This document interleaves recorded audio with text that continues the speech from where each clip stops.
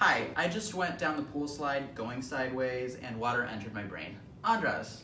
And I just ordered my 5th drink from a pineapple, Travis. And this is tea time. Travis, what's the tea? The tea today, POG juice. That is passion fruit orange guava. But really, what's the tea? The tea today, a review of the Hilton Waikoloa Village. A real review of a real resort.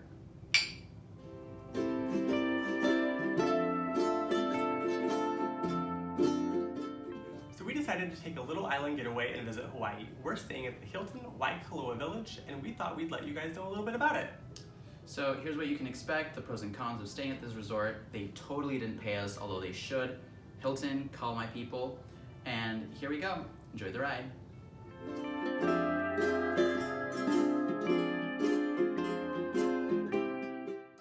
So my favorite feature of this resort is all the pools. There's a few of them. I love that they're open so late. They're all really beautiful. The main one, which is my favorite, has a rickety-rackety bridge that makes you feel like a pirate. It has a big slide that all the big and little kids like to use. There's a grotto with a hot tub. It's really the best pool I've ever visited. Yeah, and you know, if that pool's a little bit much for you, there's also an adult pool, so no children allowed, a little bit smaller, a little bit quieter, more just kind of like hang out and relax. And if that's not your speed, there's even a stands pool for the little kiddies. So really, there's a pool for everyone. So if you're into pools, I definitely recommend them. One huge pro for me is how late the pool is open. It's open till 10 p.m. here, and one night we took a swim the first night, and we just stargazed the whole night at the pool until it was time to leave. So that was really, really fun. Highly recommended. And speaking of stargazing, another activity you could do at the resort is you grab a hammock. It's totally free, you just have to find one that's available. We found one late one evening. We just laid down, had a drink, looked at the stars again, and there's a beautiful view of the ocean, so we actually watched the sunset. It's great for taking a video, just relaxing. I highly recommend it. It's right next to a lagoon also, so you could choose to face the lagoon or the ocean. Yeah, it was super relaxing just getting to hang out in the hammock. The weather here is beautiful, so just 100% something you definitely have to check out. As far as the lagoon goes, there's a ton of activities. You can go snorkeling, kayaking, paddle boats. They had like little bike things that floated in the water. That looked kind of fun and interesting. So again, definitely highly recommend you check that out. Yeah, and the lagoon is actually connected to the ocean, so there's lots of wildlife that kind of runs around there. There's no lifeguard, obviously, so if you have a death wish and want to be eaten by some wildlife, you can. Yeah, some little baby tadpoles. Yeah. Eat you alive. Yeah, I heard they're poisonous.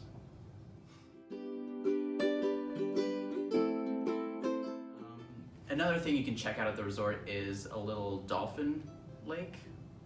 Yeah, they have an experience here where you can like hang out and play with the dolphins. We're poor, so we didn't do that. However, we did kind of sit back and watch the dolphins, just hang out. We got a chance to see them while they were getting fed, so that was a lot of fun. As a matter of fact, Sam, can you play a little clip of that? You don't. It's wonderful. You don't. Oh.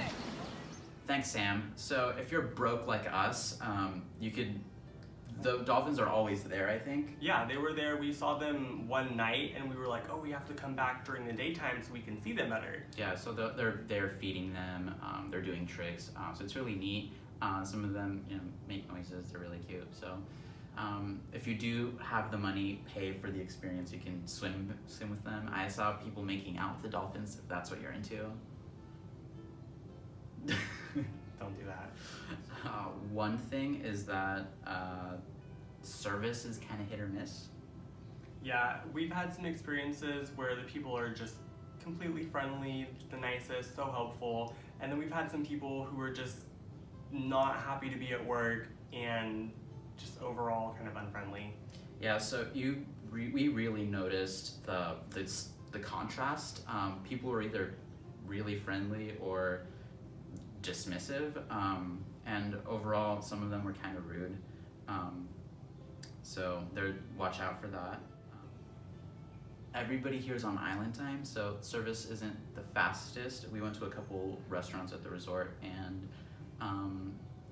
yeah, They're not quick, Yeah. fast, and in a hurry. They are making sure that everyone is enjoying the experience of being there. they were nice, just everything was a little slow, so bring your phone. Some of the hours here are pretty interesting. They gave us a little coupon book for the resort when we checked in. It says that this Boat Island Cantina place is open until 9 p.m. We went one day at 3:30 and they were closing up, and I was like, what's going on? They're like, yeah, we close at 3. What we found is a lot of the times, the advertised times are not accurate. There's a few things we walked by that were allegedly open, but they weren't.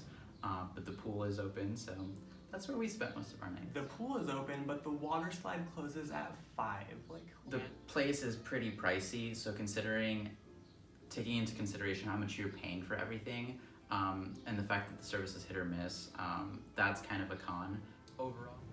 So overall, we give the resort an 8 out of 10. It's a lot of fun. There's a lot of great things to do around it. It's beautiful overall. Just the contrasting in good and bad service based on the price is kind of a red flag, and the random closing times sets you up for disappointment if you're trying to go somewhere and then it turns out it's closed. yeah. So you know what? Grab a hammock, watch the sunset, drink a drink, live your best life. Yeah, and we're gonna go head to a luau